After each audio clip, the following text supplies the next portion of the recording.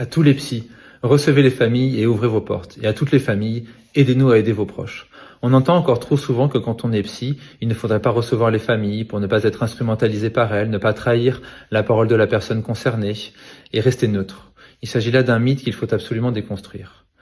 Quand on est psy, recevoir les familles, c'est gagner des mois, voire des années de psychothérapie. C'est permettre aux gens d'économiser du temps, de l'énergie et souvent de l'argent. Quand j'accompagne des gens qui souffrent d'un trouble bipolaire, d'une schizophrénie, d'une anorexie mentale, d'une dépression ou qui traversent des épreuves de vie, assez rapidement, au bout de quelques consultations, je leur propose de recevoir leur famille, que ce soit les parents, les frères, les sœurs, voire même les enfants.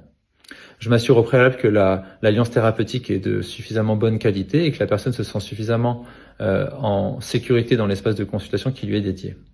Alors évidemment, recevoir les familles, ça ne sert pas à recréer les conflits tels quels et à exporter les drames de la maison dans l'espace de consultation. Il faut être créatif, il faut permettre aux gens de se sentir en sécurité et leur permettre de renouer un dialogue correctement. Alors comment et à quoi ça sert finalement de recevoir les familles quand on est psy? Eh bien d'abord, ça peut permettre de répondre à leurs questions sur la maladie mentale et les troubles psychiques. Ça peut permettre aussi de déceler si des aidants sont épuisés, parce que souvent, il faut aider les aidants et ils sont souvent les premiers en ligne de mire à s'épuiser. Et puis, ça permet, quand on reçoit les familles, de voir comment l'information circule dans cette famille, comment les mots sont échangés, mais aussi les émotions, comment est-ce qu'elles sont partagées. Les gestes de tendresse, d'affection, mais aussi les envolées, les drames et l'agressivité. Quand on est thérapeute familial, on voit tout cela, le verbal comme la communication non verbale. Et puis, ça peut permettre de déceler les sous-entendus, les tabous, les non-dits, et de permettre de travailler cela en famille.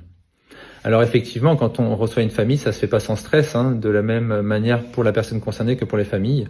Mais les familles, vous savez, elles sont fortes, elles peuvent endurer des conditions extrêmes pourvu que le jeu envahit la chandelle.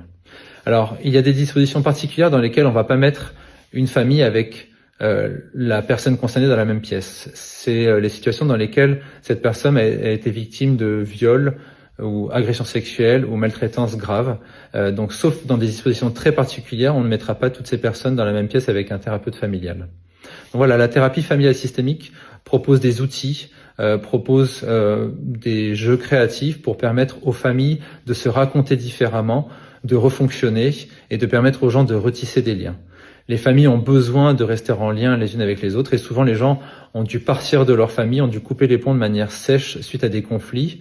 Et il est souvent très tentant quand on est un psychiatre ou un psychologue de vouloir conforter la personne dans cette coupure et de vouloir les aider à se différencier de cette famille dite toxique. Mais c'est un mot fourre-tout, un mot valise qui veut un peu plus rien dire et il faut peut-être remettre de la complexité, de la nuance là-dedans et permettre aux gens justement parfois de repartir dans leur famille, revenir vers leurs proches pour mieux en repartir de manière plus équipée, un peu comme reculer pour mieux sauter.